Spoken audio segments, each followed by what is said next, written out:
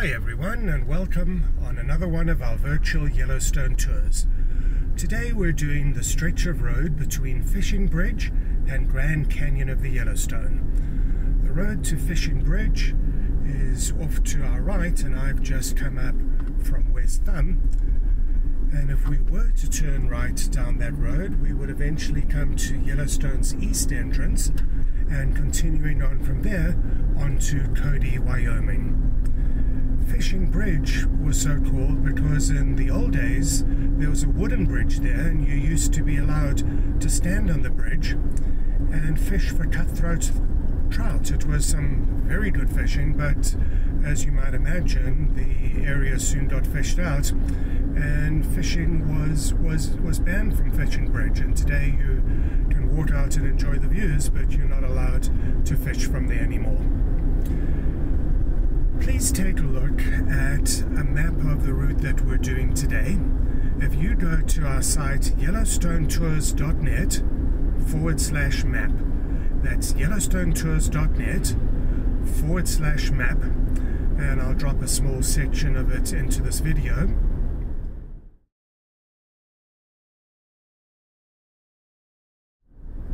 You'll be able to see the route that we are doing today.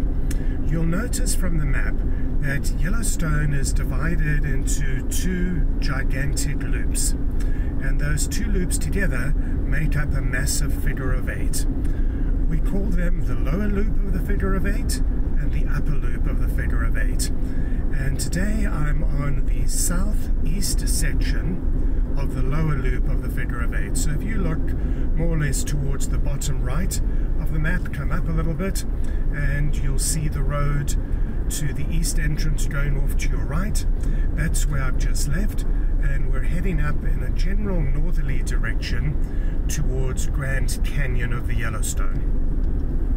If you also take a look at that map, you will notice that more or less around the lower loop, around the lower part of Yellowstone, you will see a soft purple line.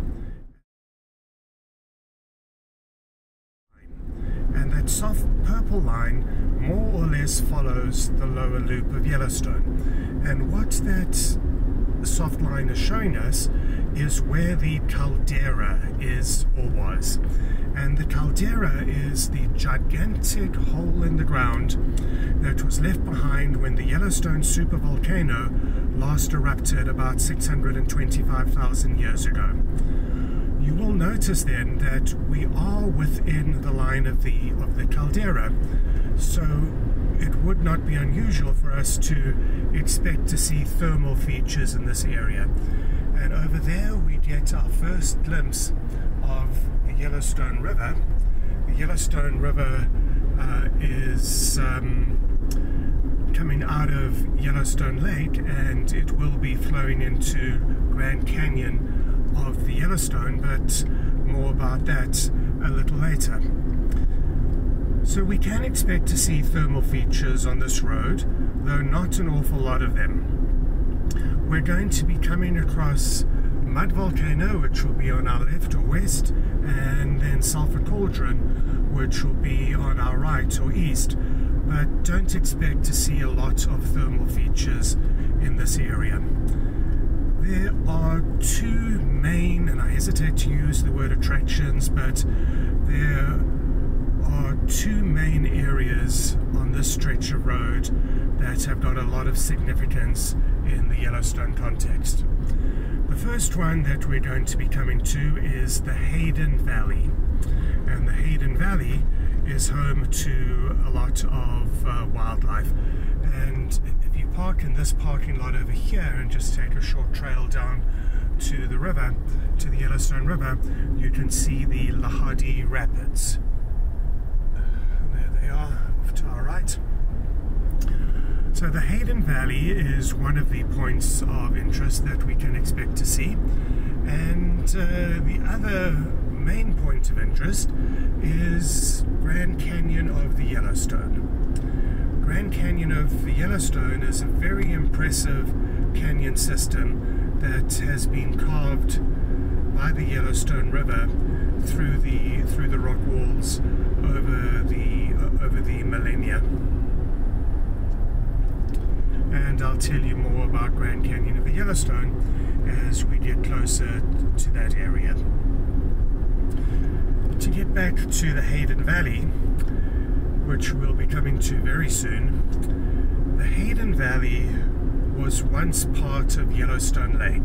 It was filled up by an arm of Yellowstone Lake, and for that reason you get a lot of clay and a thin layer of lake sediment all over the valley. And as you'll see, there's not going to be much in the way of trees in the Hayden Valley, which is one reason why it's so attractive to wildlife, because there's so much there for them to be able to eat. Generally speaking, we can expect to see a lot of buffalo in the Hayden Valley. We can, with any luck, occasionally see a grizzly bear or a black bear, and there's even a wolf herd, there's even a wolf pack that is centered in and around the Hayden Valley. It's called the Wapiti pack. And the other day I was lucky enough to see the alpha female of the Wapiti pack in the Hayden Valley, and I'll drop some video of that in a little bit later in this virtual Yellowstone tour.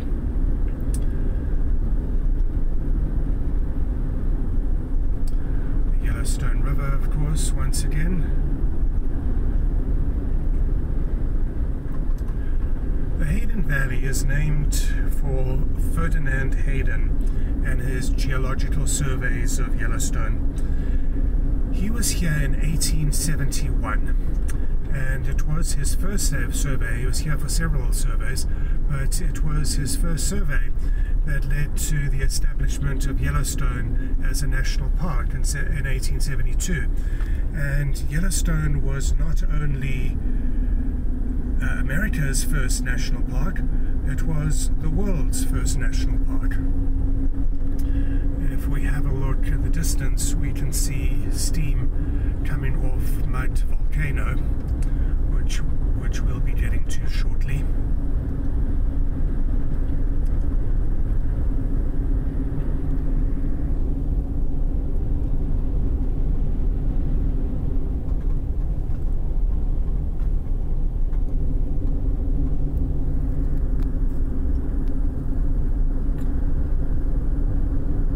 This is the southern end of Mud Volcano, of the Mud Volcano area, and the reason these cars are stopping is you've got the buffalo right next to the thermal features. I don't know if you can see them against the sun, and it's not surprising they're here because we're right in the Hayden Valley, and I mentioned to you that you're likely to see buffalo here, and with any luck you should see huge herds of them. That's the parking lot to the Mud Volcano area.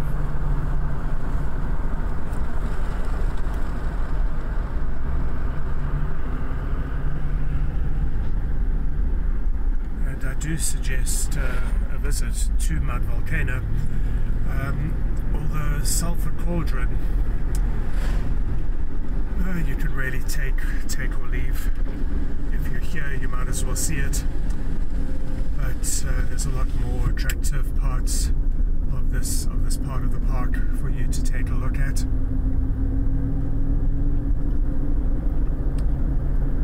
And as we crest this hill, we're going to be coming to the Hayden Valley proper.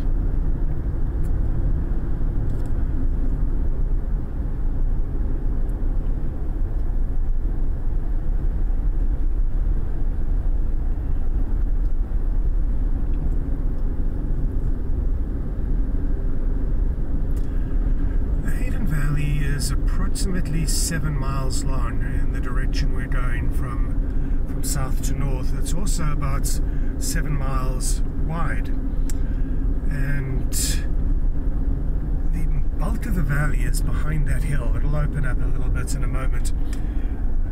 But this is, from a tourist point of view, this is the most attractive part, because you've got the Yellowstone River slowly meandering its way through the Hayden Valley, and it really does make for some wonderful pictures.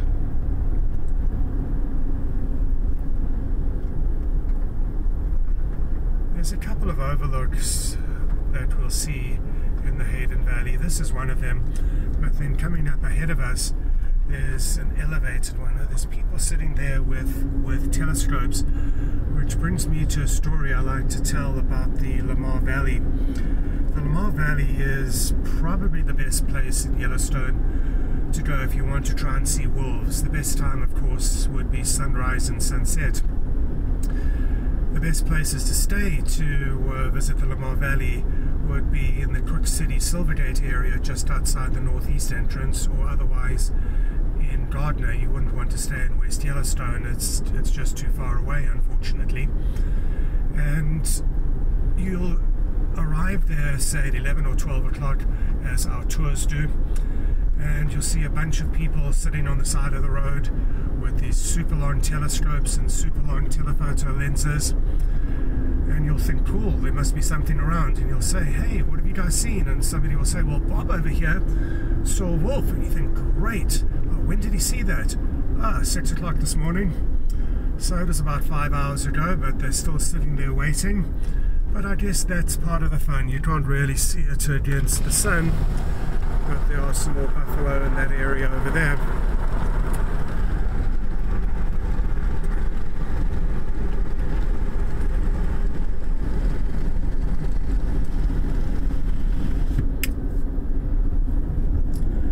This time of the year, buffalo tend to migrate to the higher parts of Yellowstone. I've mentioned before in some of these other virtual Yellowstone videos that buffalo look really dumb, and maybe they are, but there's two ways that they are not that stupid.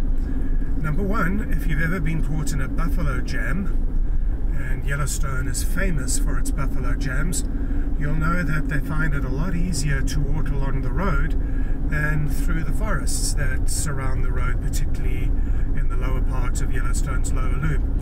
And the other thing about buffalo is that they instinctively know that in the summer months, when it gets hotter, they'll be cooler if they head to the higher elevations. So they leave the north entrance, which is really low at about 5,300 feet.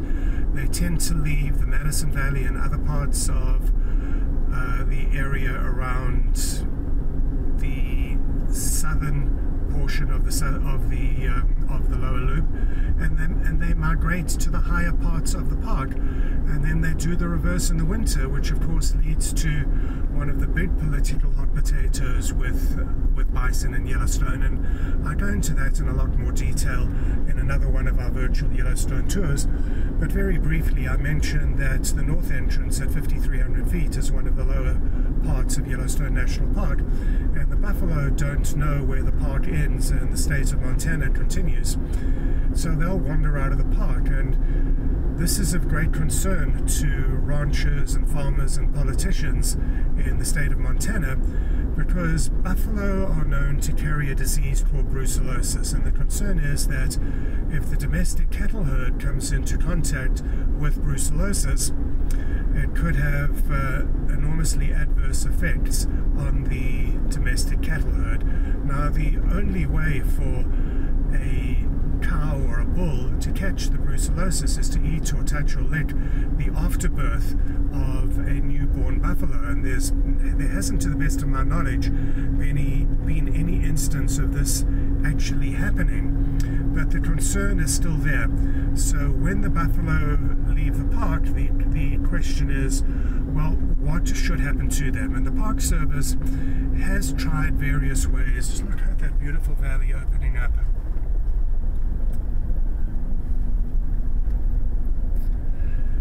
The Park Service has tried various ways to mitigate the problem, and what they have tried to do is put up pens, holding pens at the north entrance, and the buffalo are confined to the holding pens for a while. Blood is taken from them, the blood is tested, and if a buffalo is shown to have brucellosis, you can see how the valley has opened up now.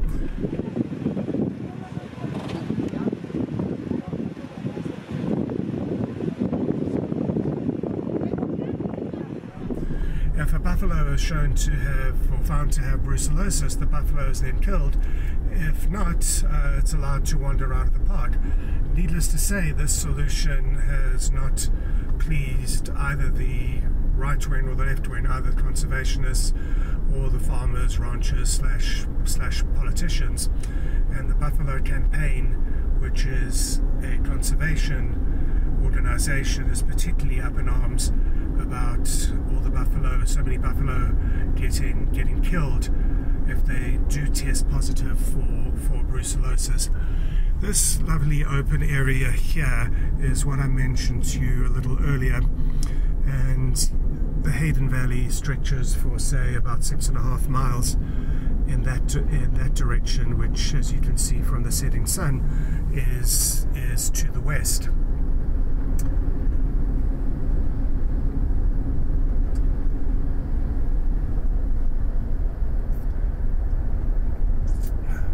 As you might expect, there's a lot of bird life around the Yellowstone River here. A lot of ducks, geese, you see ospreys if you're lucky. You may see a bald eagle or two. We're now leaving the Hayden Valley behind, and we're starting a short climb up to Grand Canyon of the Yellowstone. I mentioned Grand Canyon of the Yellowstone earlier, and this really is an unexpected treat, a real delight amongst all these thermal features and amongst all the wildlife, because who would expect to come across this magnificent canyon right out here in an environment such as this.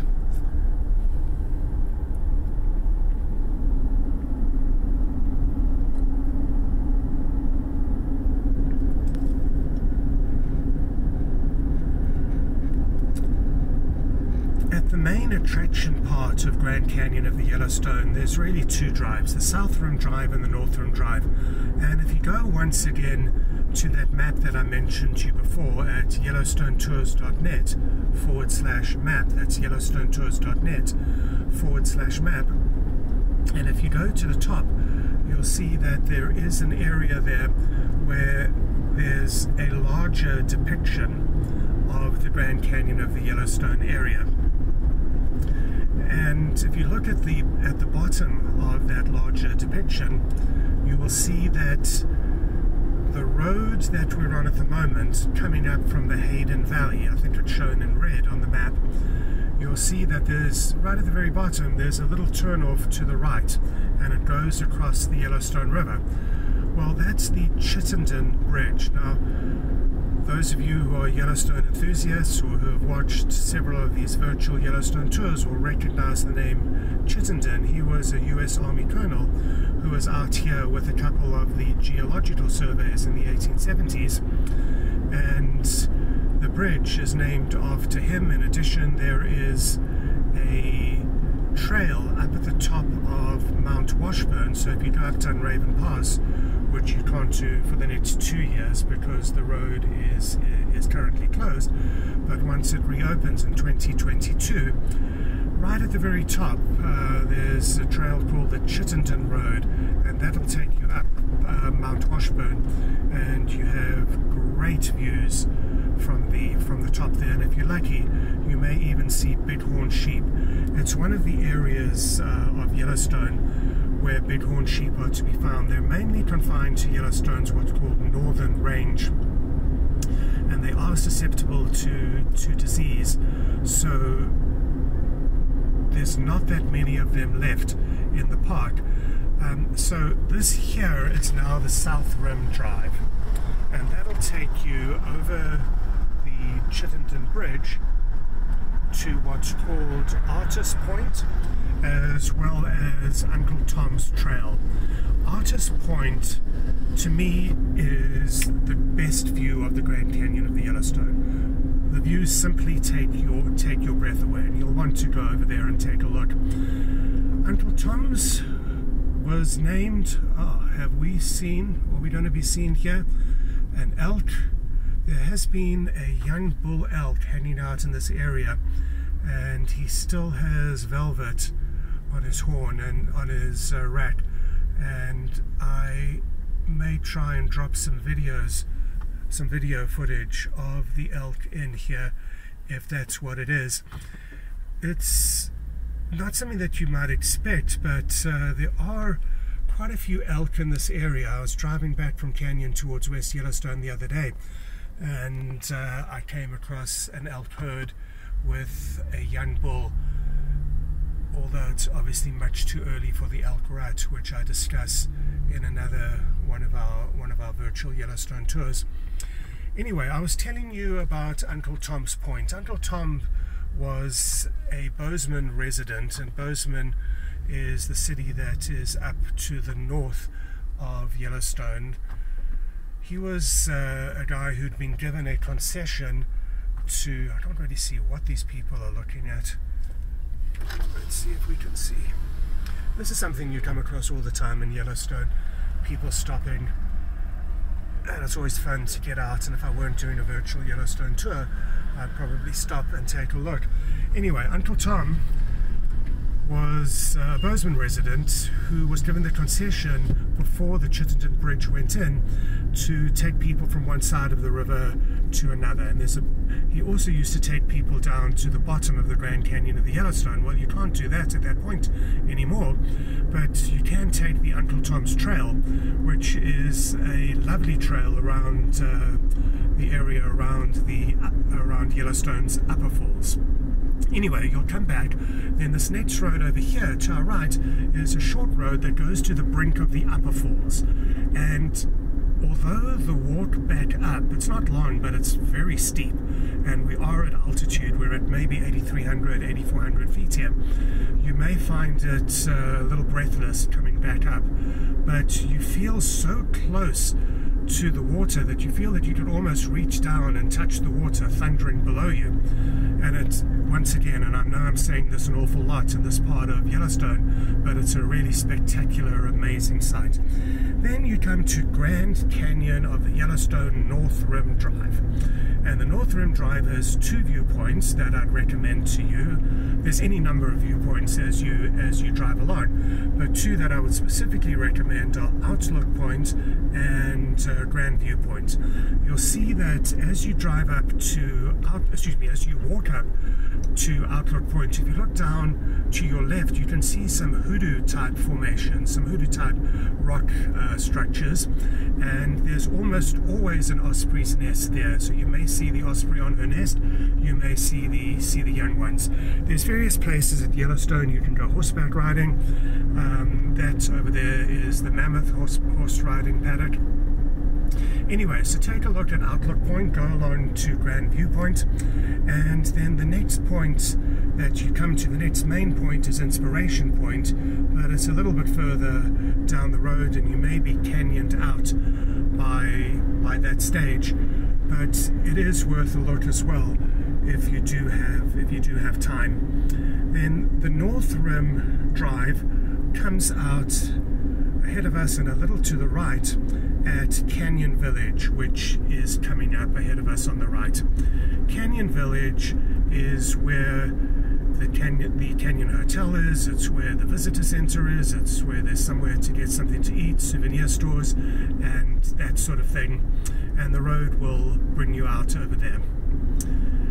The road straight ahead of us is the road that divides Yellowstone into two massive loops. Oh, I'm so sorry.